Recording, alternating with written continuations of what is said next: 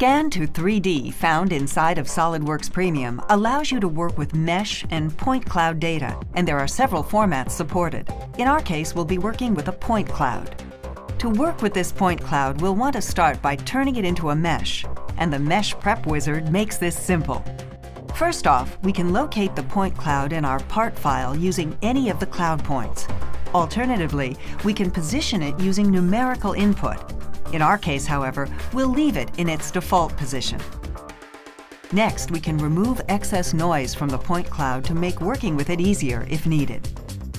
We can also remove geometry from the point cloud, such as the clamps that were used to hold it in place, while scanning the physical part. Finally, we can simplify the overall mesh with a slider. We, however, want to keep all the detail provided.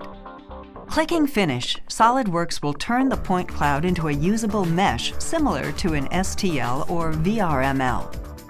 Once this is done, we can make final tweaks, such as smoothing out any rough edges. This can be done globally or in a localized area of the mesh. Any holes in the mesh can be automatically filled also. Next, we launch right into turning this mesh into SolidWorks surfaces. The Surface Wizard provides automatic and guided creation choices. In our case, we'll look at guided creation. First, we'll break the mesh up into quarters. As a symmetrical part, we can mirror and pattern our work later. To this, the Surface Wizard allows us to symmetrically break the mesh up.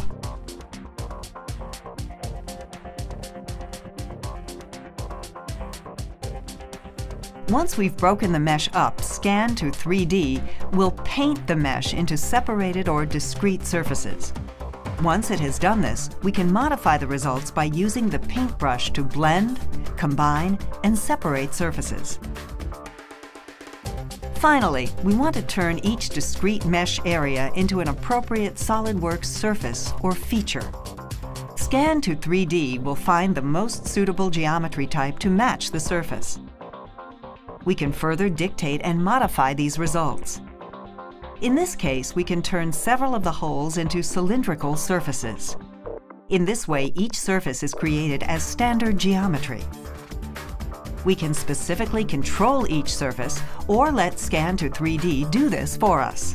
All the while we make changes, there is a total of surfaces left to specify in the Property Manager.